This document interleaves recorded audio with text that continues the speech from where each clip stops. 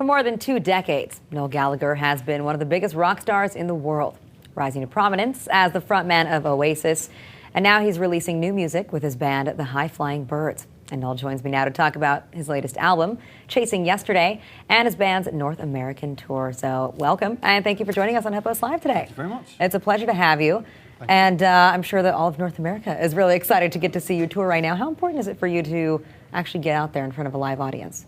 Right, yes, well, it's the final payoff, you know, when you've written all the songs and then you've recorded them all. It's the last thing. You tend to get to find out what the songs are about as soon as you start playing in front of an audience, because you get to find out which ones your audience are liking more than others and that kind of thing. So it's great. Have you ever been surprised by what people connect with? Totally, yeah, totally, yeah, all the time. And this time around too, you also produced all the songs here. So how do you think that changed the sound or maybe the whole experience for you? What happens is when you make a record with another producer is you'll be doing a track and you'll be listening to a track that you've done, and a professional producer will sit and do that thing where they stare at the speakers, and then when the track's finished they'll turn to you and say, yeah, it's great, but what we need to do is that bit there, we need to work on that tiny little bit there. And you go, right, okay, and you go and you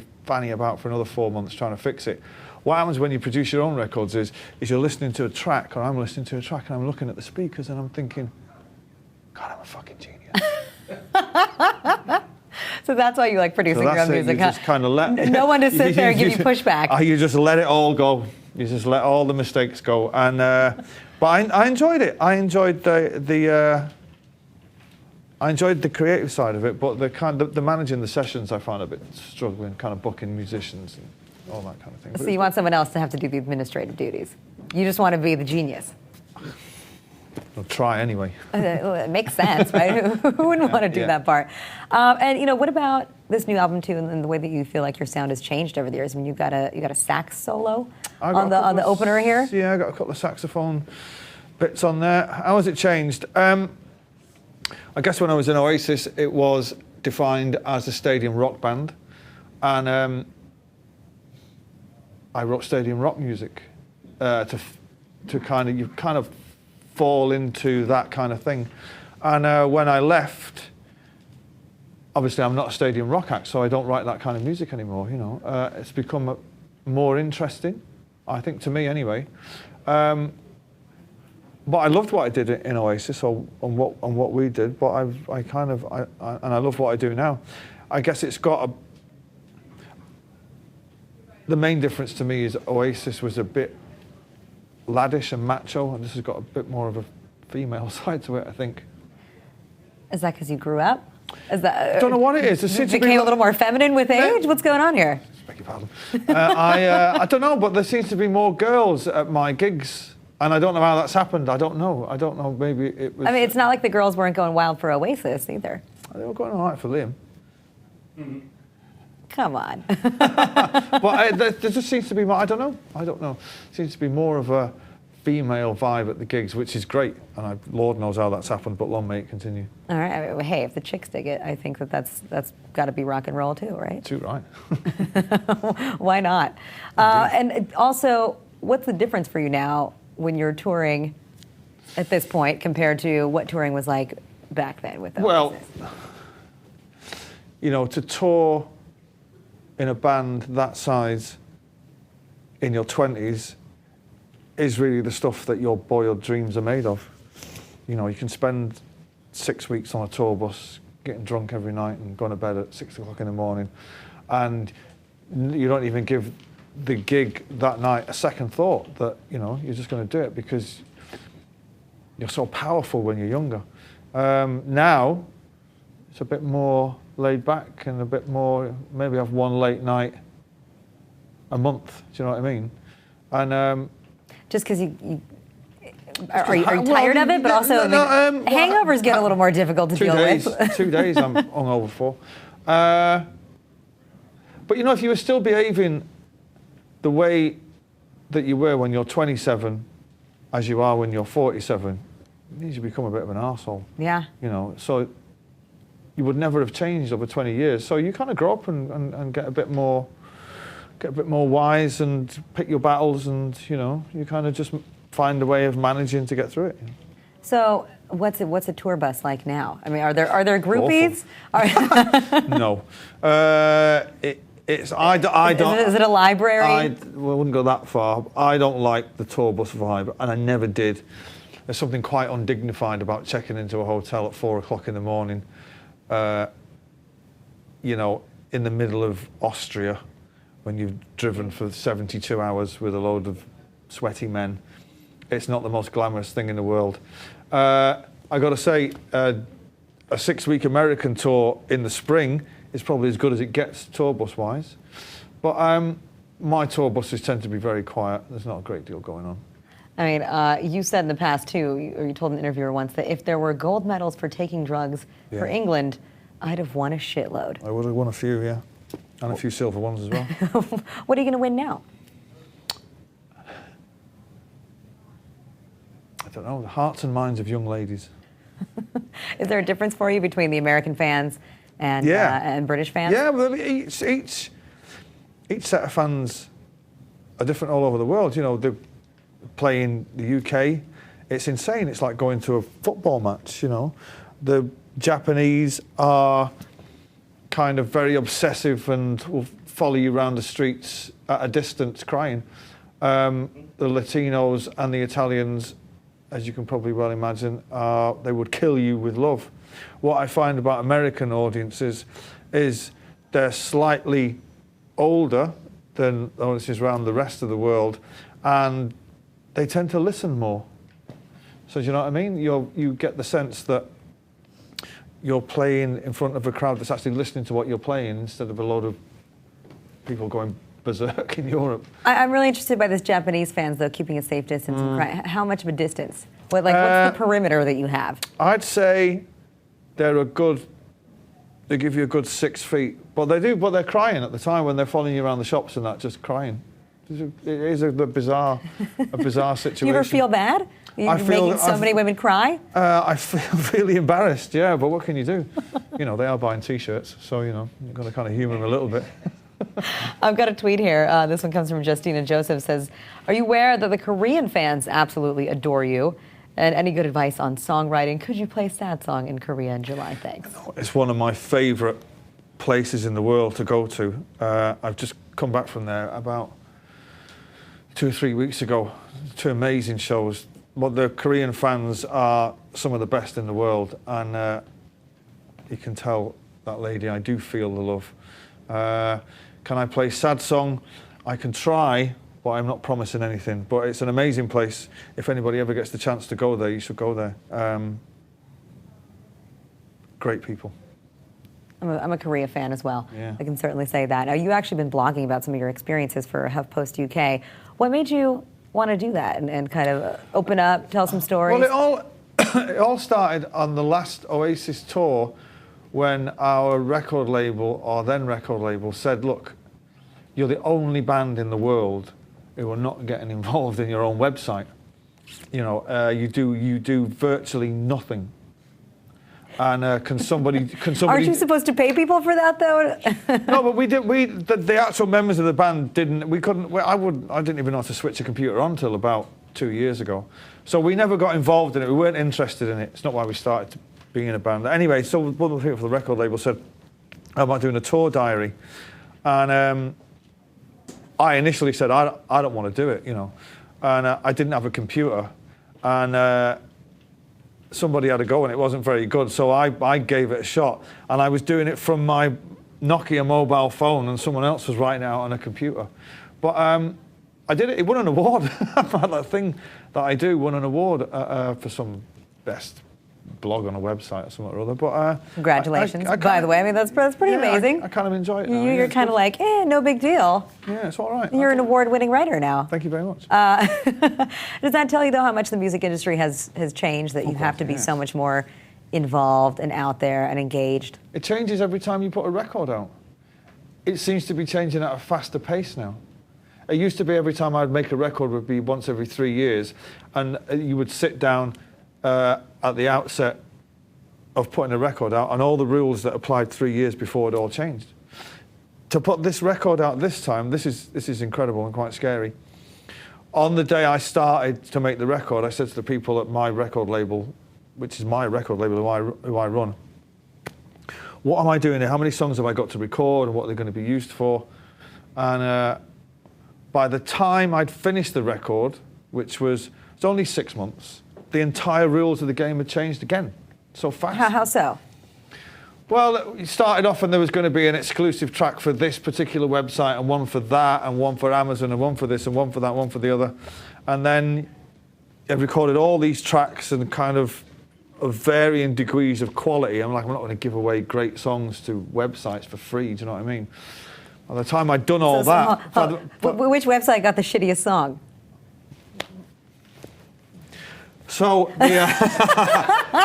So by the time I'd finished the record, it's like, oh no, we don't do that anymore. I was like, oh wow, so I'm left with a lot of tracks that are not very good on the album. Not the 10 tracks, but the extra tracks could have been better. But it's just an example of how the music business is rapidly changing every 6 months. It seems to be changing. And what are your thoughts on music streaming services like Spotify? I don't agree with it.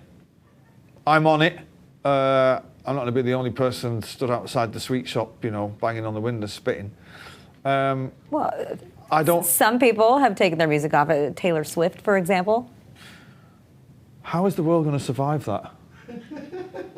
Do we know? I don't know. I think it's still turning. We're going to send in the UN peacekeepers to wherever she lives and make her change her mind. Not a Taylor Swift fan? I know. I immediately now feel threatened by that. I feel frightened that Swiftie has done that. Yeah, you've got a girl, a young woman in her early 20s who is selling insane amounts of records, and she has the strength and the boldness and bravery to take her music off Spotify.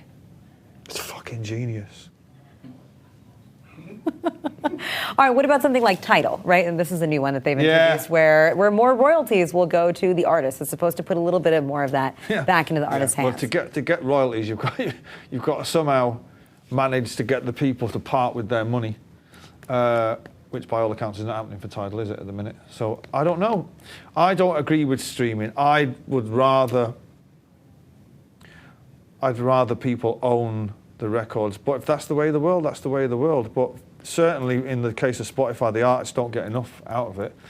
You know, I believe, for instance, my new record has been streamed 11 million times. I don't see anything for that. I'd rather it have sold an extra 1 million copies than it been listened to 11 million times, you know. But it's a funny thing. It's a weird state of affairs.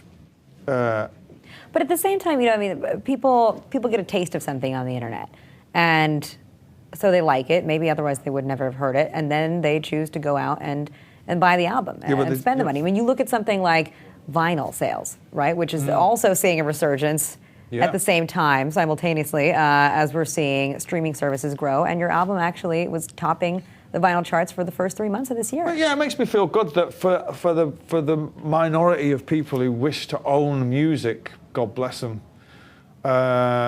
most of the people are owning my music, which is great.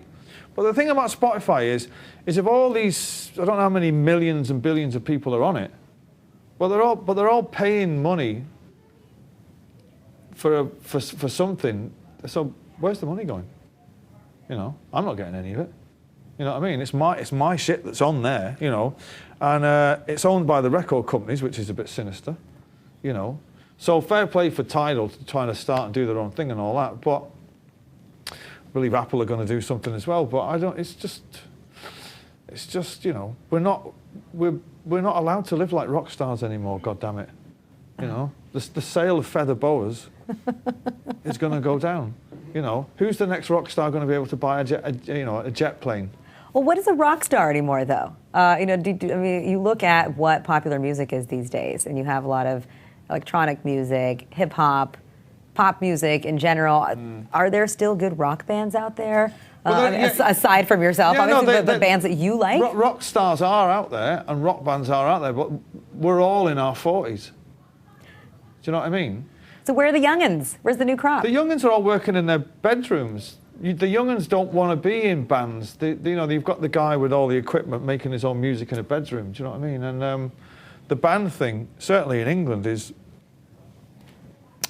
disappearing. You know, everybody wants to be a solo artist. And again, it's to do with technologies. You know what I mean? You can, your mobile phone, to all intents and purposes, is a record pressing plant now. You know, so what would you need a band for? But you know, long gone are the days of Led Zeppelin and Bowie and all the flamboyant rock stars. You know, people can't afford to be drug addicts anymore. It's a damn shame. We can say that much. Sorry, man. All right, no, we have a couple members. We got a couple members of our community that are joining right now too, that are big fans of yours, and so I want to bring in Lisa Mark. Hello, Lisa. Hi. Hi, Noel. Hi. Go ahead. Ask whatever you want to ask. Okay. I gotta ask. I mean, first of all, I just want to say I've been a fan for 20 years, so I love you. I've loved your music forever, and just thank you for everything. Oh. What's the rarest piece of music memorabilia that you own? I had a pair of Elvis's headphones once. Really? And I gave them to Ronnie Wood for his 50th birthday party. See, stories like that are going to die out, you know? Wow. Who could afford Elvis's headphones today? Taylor Swift. Taylor Jack Swift. White. Exactly. Oh, that's exactly the person that could afford them. Go ahead if you have another question too. Yeah. Well, actually, one thing I would love to ask is, do you still own your Union Jack Epiphone Sheraton guitar? And if yes, are we ever going to see it again? Are you now going to tell me it's actually in a frame behind you? You've stolen it from me. No. I paid for the guitar you designed, and you signed it for me. Oh, did I? Oh. You did. What a nice guy I am. Sure. I do own it. It's in a Rock and Roll Hall of Fame museum thing in London, I believe. I haven't seen it for, I don't know, over 10 years. I've got a question here coming in from Boring File Clerk. It says, do you think that U2 is still relevant anymore? And when do you think groups should just break up and move on? Do I think U2 are still relevant? While they're still writing songs like Every Breaking Wave, then absolutely. When sometimes maybe time to hang it up. You know, no, I don't know. Let's wait until they've toured in a few weeks. I'm going to go and see them in San Jose, and I'm expecting to be blown away. Of course, they're still relevant. Like I say, if they're still writing songs like Every Breaking Wave, of course they're relevant. When should bands break up? Well, you know, when they don't get on anymore and they feel like they should do other things. You know, I guess I don't know. All right, how tired are you of asking or of having people ask you why Oasis broke up? Is Oasis coming back? I mean, the Mirror was reporting today that there's going to be an Oasis reunion, and then I heard you say somewhere else that no, that's not the case, and you're tired of talking about it, and you don't want to talk about it. But I'm going to make you talk about it. I know. I know. What can you say though? I don't. I can only say what I've already said 1,000 times. You know, it isn't going to happen. If it is going to happen, I won't be doing it. But it's a shame that these mystery sources keep getting the hopes of the fans up. You know, the last thing I read was that me and Liam had a gentleman's agreement, and the mystery source, you know, is a source very close to Liam, and I'm sure he wakes up with her every morning, and they should decease from that, because everybody who's in any way involved with that band knows where it all sits. And it isn't going to happen, and it isn't likely to happen, you know. So you are breaking the hearts of so many fans that are out there by saying that, but it's true. I mean, I'm with you that it does get people's hopes up. Yeah, so it's not fair. Then I'm kind of, you know, breaking people's hearts when I shouldn't be, really. Do you know what I mean? Because Oasis has been and it's gone, and if you didn't see it, great. I didn't see the Beatles, you know. So get over it. Sucks for you. Well, but what's it like for you to have something that is so personal, your relationship with your brother, be played out so publicly, considering that it is such a notorious relationship? We're used to it, you know. It's kind of not. It's been that way for 20 years, you know. I don't mind. I've got nothing to be ashamed of or anything like that in regards to it. You know what I mean? I speak my mind at all times. So I don't mind. I'm used to it now. What are you, when your kids ask you about it? do you tell them? Tell them what? I don't know. Maybe they're like, what's up? Why? Yeah. When do we get to hang out with our uncle? They don't ask things like that. They do say, you know, they're aware of Oasis. And I just mean from a family perspective. we're not that kind of family. And by that, I don't mean my little family. We're not that kind of, we were never that kind of family. We were never all sitting round a dinner table at Christmas with party hats on, going, well, you're great. No, but you're better. No, but you're better than I am. No, but you are gorgeous. No, there's none of that going on. We're just quite a dysfunctional mob, unfortunately.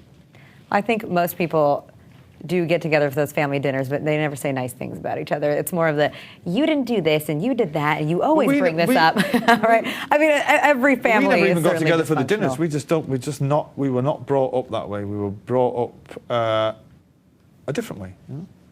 All right, I want to bring in another fan of yours. We've now got Aaron O'Keefe and Rebecca Lane. Hi, guys. Hi. Hi, Noel. I recognise that girl. Have I met you before? Oh, God, don't say that.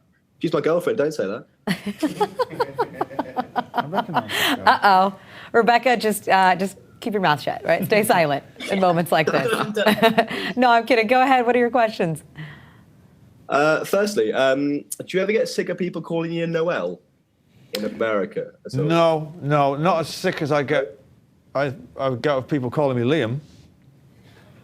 I can imagine. Yeah, particularly on the tube. I was saying before, people find it amazing that I get public transport in London. I get on the underground, and I always get one of three kind of people. I get the guy that'll be sitting on his laptop. He'll kind of look up and he'll think, "Did I go to school with that guy? Where do I recognise that guy from?" And he'll kind of sit there, and then as you're getting off the tube, and it's passing, he'll twig and you'll be gone forever. Or you get the other guy who'll kind of sidle up to you as you're stood there, and he'll just come up to you and go, "I know who you are." And you go, But thanks for sharing. "Okay." And you say, "I'm not going to bother you, but I know you are." It's like, okay. Or I get the other guy, who's my favourite guy, who's down the end of the carriage, who's kind of looking above the throng of people. And you're thinking, "Oh no, he's going to do it." And then he'll look and you think he's going to do it now, and he'll just go, "Liam!" "Yes, man. Liam." You're just like, fuck, you know. What do you prefer, though? I mean, I know, not the guys that call you Liam, but do you prefer the kind of creepy fans that stay quiet and might whisper something, or the girls that stay 6 feet away but are bursting into tears? When I meet fans, let's make it efficient. Let's get it over and done with. You want a picture? I want to do it for you, right? Sort your technique out before you get within 6 feet. Let's not fuck about here. These phones are not difficult anymore. That, bang, done. So Nice, what is thank the you very key much. technique? If you want a picture, I don't know. Noel I don't know. Gallagher. Well, the key technique is to have it ready, get in there, wallop, done. Not this. Can I get a picture? Of course you can. And then go. Okay, just go find. Then I've got to find it. Then no, it's on video. And I can't. Oh, can I get someone else to do it? By that point, I've already drifted off, and I'm just like, fucking hell. You're making me feel bad because It took me a while to have you record a video for my friend Michelle. Yeah, this is a controlled situation. This is fine. But yeah, make it efficient. Come on. Life's too short to be doing selfies. Sense, guys, time is money. Rebecca and Aaron, do you guys have one more question? Yeah, you said in recent interviews. I know she looks like Adele. That's where I know her from. You do look like Adele. Yeah. Absolutely. There you go. Brilliant. Thanks. Cheers, Noel. Yeah, you've said in recent interviews that you think the music industry has been corrupted by the likes of the X Factor, and we're just wondering how you think this could be addressed or changed. Well, people put too much stock in those shows. Those kind of talent shows, they're just TV shows. They're nothing to do with music. Now, some of those people, I would argue, are talented. In the sense that they can sing, okay, but who's writing the music? That's where the talent is. Anybody can sing. Okay, it's like Bob Dylan's not the greatest singer in the world, but he can sing. Do you know what I mean? You don't have to. They all sing that same style. Do you know what I mean? If you have to turn on one of those programs and listen to "Wind Beneath My Wings" one more time or "Desperado," seriously, fuck off. Do you know what I mean? Fucking hell. What do you think of One Direction, by the way? They recently lost a band member, and they said that their new album is going to sound Oasis-y. Honestly, I cannot wait to listen to what their version of Oasis-y means. Surely it's the Irish lad who said that because there was a guitar in the studio. It's like, oh, it sounds a bit Oasis-y. There's a guitar on it. What if it's brilliant though? What if it is? What if it's amazing? Are you gonna, swallow your words? I don't mind One Direction. They're harmless, aren't they? Kind of, I know Harry a little bit. They're all right. My daughter was a huge fan. She's grown up now, though. There you go. Does it, are you proud? I mean, you have to be proud, obviously, of Oasis and the success that you achieved, but is it ever annoying because you want to move on and you want to be able to focus on your current music that the people just want to talk about it all the time? It might be annoying if I was in a songwriting partnership with anybody. But I wrote all those songs. So the thing that the vibe that we created belongs to however many people were in that band down the years, about 74 at the last count. But the music belongs to me, And I don't mind playing it when I get up on stage. I take great pleasure in it. I wrote those songs and I'm proud of them. And I'm very proud of what we did in Oasis. It's something that will never happen again in the UK, ever. A band coming from nowhere to do it all on their own terms. We changed the rules of the business as opposed to the business changing what we did, do you know what I mean? And it'll never happen again, but no, it doesn't annoy me at all. I'm in my head and my heart, I've moved on. But I'll play on stage some of those songs as long as the people understand that I need to get to play what I want. I'll play what they want if they listen to what I want to play. It's fine. Got a question coming in from Periscope, and it says, "What is he, as in you, listening to right now?" I tell you what is great is the new Paul Weller record, which is called Saturn's Pattern. Saturn's Patterns? Saturn's Pattern. It's great. I've been listening to that recently. And I listen to a lot of dance music, or I have been recently. But I listen to all sorts. With the invention of shuffle now, you can listen to your entire record collection over a 2-day period and not get bogged down in one thing. So I don't really listen to one thing or another, Do you listen to things on Spotify or streaming services? No, I don't agree with it. I don't have the Spotify. Just want to make sure you weren't a hypocrite, knocking it and also using it at the same time. No, I don't use it at all. I mean, somebody tried to sell it to me, not in the literal sense, sell it to me. Somebody tried to give me the spiel and sell it to me, You can have 8 billion songs. And I was like, who wants 8 billion songs in a record collection? 7.9 billion of them are utter shite. Do you know what I mean? I'd rather have one good album a year than 1 billion shit songs at my fingertips. What's all that about? So I don't use it. I don't even know what it is. I don't know. It's a pointless thing, Spotify, isn't it? I think. What does it even mean anyway? I mean, I don't know. I use it, though. I have to admit, I use it. Now you're making me feel bad, but I'm going to admit that I use it. You should feel bad. I pay my $10 a month, and I get to listen to all kinds of music. Right. Well, I don't even get $10 a year out of it, so don't feel too bad. All right. I do. I feel horrible now. Thank you. Thank you very much, Noel. You also supposedly have buried the hatchet with Blur. Yeah. They've got a new album coming out too. They have indeed. I've listened to it. Actually, that is there's 2 great tracks on that. I mean, I'm sure there's more than too, but that Lonesome Street is a great track, and a track called Ong Ong, which is great. Yeah, we became friendly with Damon, and was always friendly with Graham, and but yeah, so, which is a good thing. There have been rumors, there are rumors about everything, rumors of a collaboration there, perhaps, maybe? Yeah, it was a kind of a flippant thing that Damon said. It's like, say if you... It was said in the manner of me saying, next time I'm in town, we should go for a drink. That's kind of it. So it was like, next time you're around, we should do something. That was it.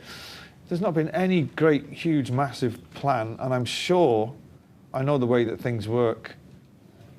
By the time I get finished with this project, he'll be starting off some Vietnamese opera or something again. So, and by the time he's finished that, I'll be back out doing something else. So I would doubt it would never happen. But if we had a spare day, I'd definitely give it a shot. And he's a good lad. I like him. Well, I think a lot of music fans and listeners would be into it. Lastly, are you going to vote next week? The election's coming up in the UK. I'm not going to vote because I, like a bozo, missed my postal for my postal vote. But I would have, if I was going to vote, I would have voted for the most ludicrous thing on the ticket, as you guys call it. I can't get behind anybody in politics in England at the moment. Cameron is a bellend. Miliband is a communist. The rest of them don't really count. Do you know what I mean? Trust in politicians is long since gone. But I would have voted because I think people who can vote should vote because of all the people that died in the world wars to try and kind of save that kind of, democracy and all that. And but yeah, politics in England. Nobody cares. That's how I feel about politics in the U.S. these days, too. All right, Noel, we have to leave it there, but I want to thank you so much for joining us. It's been a pleasure today. Thank you. Now, Noel's latest album, Chasing Yesterday, is available now. And for full information on his tour with the High Flying Birds, you can check out our links in the resource well below.